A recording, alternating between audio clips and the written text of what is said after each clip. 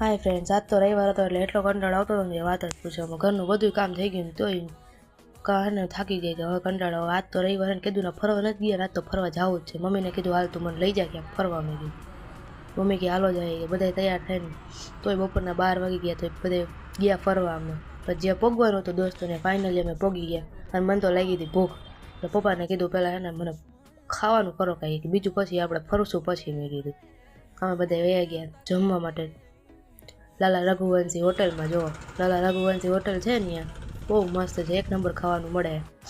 ગળદી એકથી એટલી હતી વાત પૂછો. પછી તમે 5 જણા ખાવામાં. જો હું તો ખાવાનું હોય ને કામ એટલે ત્યાં પહેલાં હોય, એટલે વિડીયોમાં હું ન આવું, કારણ કે પહેલાં હું પેટ પૂજા કરી લઉં મારી, પછી તો ખાઈ ખાઈને હાલવાનું ચાલુ કરી દીધું. પપ્પા કહે છે કે આટલું બધું દૂર છે કે તો હાલવાનું હોય સ્પીડ રાખજો, પણ તોય બધા ધીમે ધીમે હાલે. એટલે પપ્પા જો ખીજાય કે હાલો આટલું બધું જવાનું હોય. જો ફાઇનલી તમે જોઈ શકો છો ચોટીલાનો ડુંગર છે આપણા ચામુંડા માતાજીનો, ત્યાં ઉપર ચડીને જવાનું હોય તો આપણે.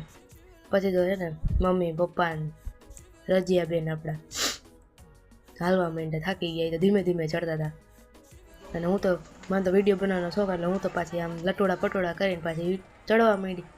અને ફાઇનલી જો ઉપર આપણે પોગી ગયા દર્શન કરવા માટે. ગળદી એકલી હતી, બધા થાકી ગયા ને પાછા બધા બેઠા હતા ને નીચે. જો છેલ્લે દર્શન કરી લીધા એટલે બધા ઉતરતા હતા. મેં કીધું લાવ ને બહારનો નજારો કેટલો મસ્ત લાગે છે. મેં કીધું કદાચ એનો વિડીયો લઈ લઉં. મેં કીધું મસ્ત શૂટિંગ થાય આપણું. તો પહેલાં આપણે આપણો વિડીયો લેવાનો, પછી તો વિડીયો લઈ લીધો. અને બધા મિત્રોને એટલું કહું છું કે જો તમે અહીંયા આવ્યા હોય તો કોમેન્ટ કરજો, જય માતાજી કહેજો.